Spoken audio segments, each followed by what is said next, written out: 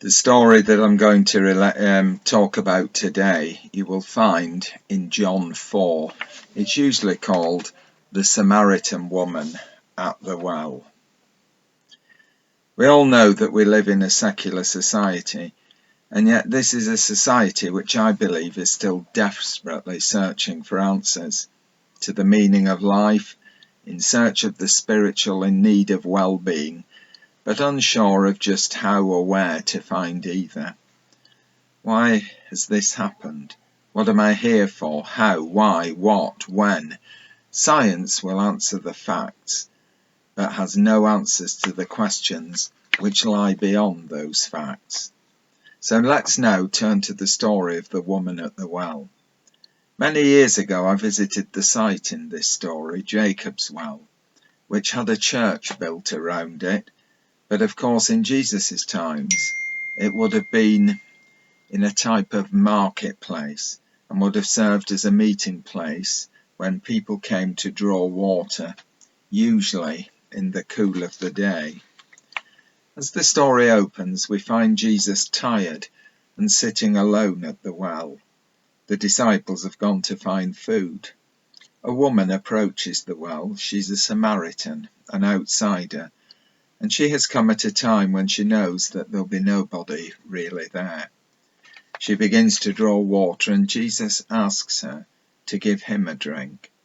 I see her pause, and then look at him in disbelief, and then ask, You are asking me, a woman, and a Samaritan woman at that, to give you, a man, a drink? Jesus replies that he would give her a drink if he could, but that he has nothing to draw the water with. And as they begin to talk to each other about life and other things, Jesus speaks of the refreshing water which he can bring to people. This woman begins to realize that she's in the presence of someone special. This man understands her. This man knows what she needs. And he understands that she sits on the very fringes of society, an outsider. The woman eventually asks Jesus to give her a drink of water, which he has told her that the drink that he will give will refresh her for life. Jesus asks her to come back with her husband and to talk. I have no husband, she tells Jesus. I know, says Jesus, you have had 5 husbands. Come back with the man you live with now. The disciples return and are shocked to find Jesus talking with this sinful woman. The woman leaves, having given Jesus a drink, and herself being refreshed by what Jesus has given her, which is truth, honesty, compassion, hope, care, love, and respect. We do not know what became of this woman, whether she comes back to Jesus or not.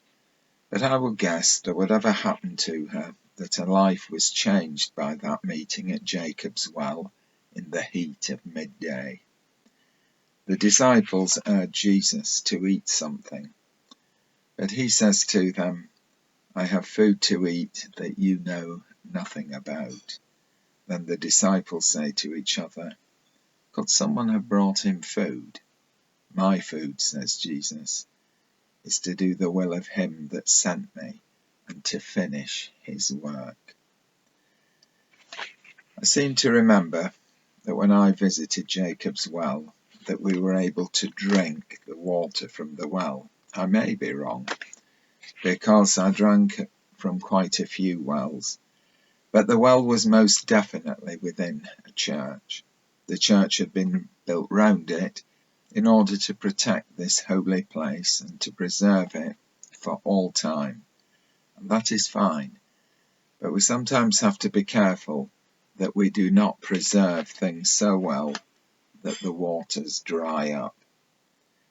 If the church is to flourish, it has to be, in my opinion, as I said last week, a place that is open to new ideas, welcoming to all people in their needs, a place where people can come to find God, come to find themselves, come to try and discover answers to those questions which science does not and cannot answer.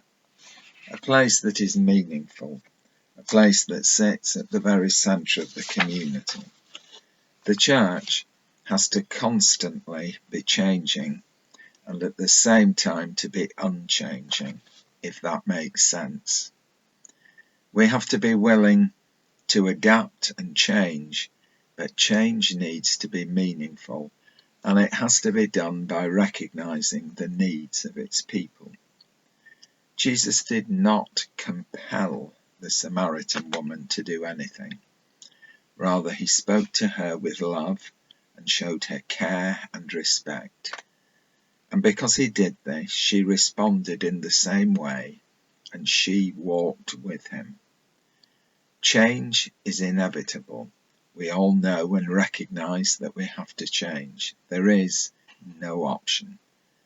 But let's do it wisely, by listening carefully to one another, caring and being kind to each other, and being gentle with and encouraging anyone who may stumble or fall along the way.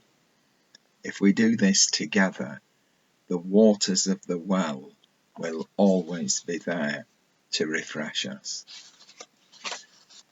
Now next week I won't be doing this because I'm actually away, but I will go on the week after next, or for as long as people, even if it's, and I know it's just a few now of you, actually listen.